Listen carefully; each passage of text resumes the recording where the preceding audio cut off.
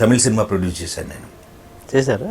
చేశాను. ఇప్పుడు ఫైనల్ స్టేజ్కి వచ్చింది. ఓకే. క్యూబ్కి వెళ్తుంది. కొత్త వాళ్ళతో? కొత్త వాళ్ళతోటే నేను మా ఫ్రెండ్ అశోక్ ఇద్దరం కలిసి బాలచంద్ర గారి ఇన్స్టిట్యూట్ స్టూడెంట్స్ని తీసుకొని వాళ్ళకి 15-20 days ట్రైనింగ్ ఇచ్చి వీళ్ళందరినీ తీసుకొని తలకోన ఫారెస్ట్లో 38 days ఎట్ ఏ స్ట్రెచ్ ఫారెస్ట్లోనే ఉండి ఓకే షూటింగ్ చేసి వచ్చాను. తమిళ్ లాంగ్వేజ్లో. ఓకే. సబ్జెక్ట్ కూడా అంటే కిల్లింగ్ వీరప్పన్ రామ్ వర్మ గారు మొన్న తీశాడు. అది స్టార్ట్ చేయకముందు మేము స్టార్ట్ చేసాం. ఓకే. ఎగ్జాక్ట్గా దానికి ఆపోజిట్ మాది సినిమా. మాది తిరు వీరప్పన్. ఓకే. మాది positive other side of Veerappan మాది. ఓ Veerappan story. Veerappan story other side. It's a true story ఇది. మరి ఎందుకు మీరు పబ్లిసిటీ ఇవ్వలేదు? ఫైనల్ కాపీ అయిన తర్వాత పబ్లిసిటీ ఇద్దామని ఆగామండి. ఫైనల్ కాపీ రెడీ అయింది ఇప్పుడు. ఓకే. సెన్సార్ కూడా అయిపోయింది. క్యూబ్లో వచ్చి ఈ 1 weekలో మాకు క్లియరెన్స్ వచ్చేస్తుంది. టోటల్ తీసుకుంటే then will go for that. మేమందరం అంటే ఎలా చేసాము, ఒక చిన్న లిమిటెడ్ బడ్జెట్ తోటి పెట్టుకొని. అంటే ఈరోజు స్టార్ట్ చేస్తే రేపు ఫినిష్ కావాలంటే వర్మన్ కాదు నేను. ఎంతలో చేస్తారు తెలుసుకోవచ్చా? రౌండ్ అబౌట్ ఒక 75-80 lakhsలో చేశాను. ప్రొఫెషనల్గా వర్క్ చేసాం మొత్తం టోటల్గా. ఒక ఇట్స్ ఎ ట్రూ స్టోరీ ఇది. వీరప్పన్తో కిడ్నాప్ చేయబడే వాళ్ళు 2 ఉన్నారు. 14 రోజులు ట్రావెల్ అయ్యారు వీరప్పన్తో. 14 రోజుల తర్వాత వాళ్ళని వదిలిపెట్టాడు. వదిలి వచ్చేటప్పుడు వీళ్ళ కళ్ళమటి నీళ్ళు, వీరప్పన్ కళ్ళమటి నీళ్ళు. ఈ 14 రోజుల ట్రావెల్ని వాళ్ళ బుక్ రాశారు, బర్డ్స్ బీస్ బ్యాండిట్స్ అని. ఓకే. ఆ బుక్ని చదివి ఆ బుక్ని రైట్స్ తీసుకొని దాన్ని మేము సినిమా తీసాం. ఓకే. ఫర్ ఇంటర్నేషనల్ ఫిల్మ్ ఫెస్టివల్స్కి అనేది మా థాట్ బేసిక్గా. నాజర్ గారేమో డైలాగ్ వర్షన్ రాశారు. నాజర్ గారు ఆయన ఫస్ట్ వీరప్పన్ గురించి క్యారెక్టర్ వేస్తారా అని అడిగితే నేను వేయనని రిజెక్ట్ చేశాడు. అతను మా తమిళియన్స్కి అన్నిటికీ బ్యాడ్ నేమ్ తీసుకొచ్చాడు, అతని క్యారెక్టర్ నేను వేయడేంటి అని నెగిటివ్ యాంగిల్ తోటి ఉన్నాడు. ఆ బుక్ చదవమని ఇచ్చిన తర్వాత బుక్ చదివిన తర్వాత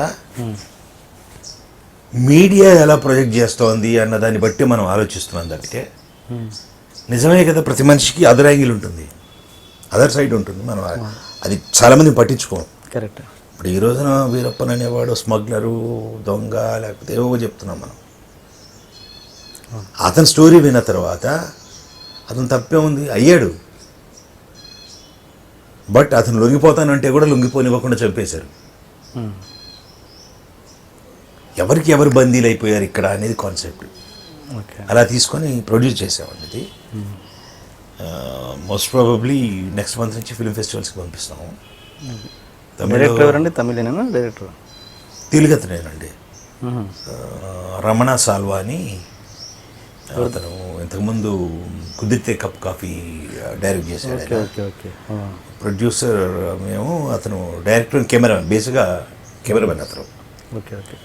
సో అతను కెమెరామెన్ డైరెక్టర్ అతను. నేను, అశోక్, శ్రీధర్ మేము ముగ్గురం తల కొంత వేసుకొని చేద్దామని నా తోటి.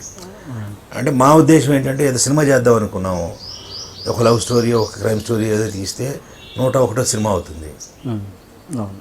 అదర్ సైడ్ ఆఫ్ వీరప్పన్ అనగానే చిన్న అటెన్షన్ ఉంటుంది. అట్లీస్ట్ ఒక హ్యూమన్ యాంగిల్ చూపిస్తున్నాం వీరప్పన్లో, డిఫరెంట్ కైండ్ ఆఫ్ ఫిల్మ్ అవుతుంది. బిజినెస్ పరంగా ఎలా అవుతుంది ఏమిటి అన్నది కూడా కాదు. అంటే ఇక్కడ రిస్క్ చేస్తుంది అంటే మేము సంపాదించింది మా టేస్ట్ కొద్దీ మేము చేస్తున్నాం.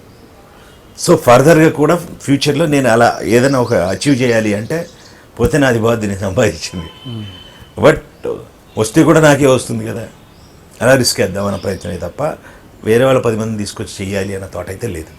దీంట్లో ఏదైనా మంచి క్యారెక్టర్ మీకు? నేను సూట్ గారు. ఓకే. ఆల్మోస్ట్ వీరప్పన్ గారిలా ఉండే మన ఆర్టిస్ట్ తెలుగతనే అతను. చూస్తే డెఫినెట్గా అరే వీరప్పన్ రీప్రొడ్యూస్ చేశారంటారు. మన వర్మ గారు వీరప్పన్ కంటే బాగున్నాడా? వర్మ వీరప్పన్ రగ్గడ్గా ఉన్నాడు.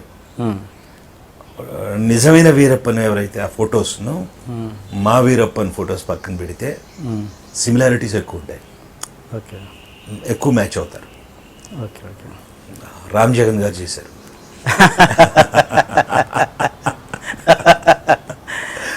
ఓకే రామ్ జగన్ అంటే మరి ఓకే అంటే కొంచెం మరి ఆ సీరియస్నెస్ అదేనండి, ఈజ్ అన్ ఆర్టిస్ట్ అవును అంటే ప్రొజెక్టెడ్ యాజ్ ఎ కమెడియన్. చూసాంగా మనం మహాత్మాలో ఉన్న దీంట్లో ఉన్న మంచి మహాత్మాలో సీరియస్గా ప్రజెంట్ చేశారు, different different characters. So capacity ఉన్న వ్యక్తి, he can mould. Okay okay so even face structure తీసుకొని ఆ విగ్ మీసాలో పెడితే యూ కాంట్ బిలీవ్. ఓకే అసలు నిజమైన వీరప్పన్నే మీరు ఎలా రీప్రొడ్యూస్ చేయగలిగారు అన్న థాట్ వస్తుంది. నా దగ్గర ఉన్నాయి స్నాప్స్. ఓకే అది మనం స్క్రీన్ మీద వేసేసాం, స్క్రీన్ మీద చూపిద్దాం. ఓకే అంటే అతను చూడగానే ఒక కామిక్ ఇది వస్తుంది కదా, అలా తమిళన్స్ తెలియదు కాబట్టి. ఓకే సంపాదించడం అనేది చాలా ఈజీ అనండి, న్యాయబద్ధంగా సంపాదించడం కష్టమేమో కానీ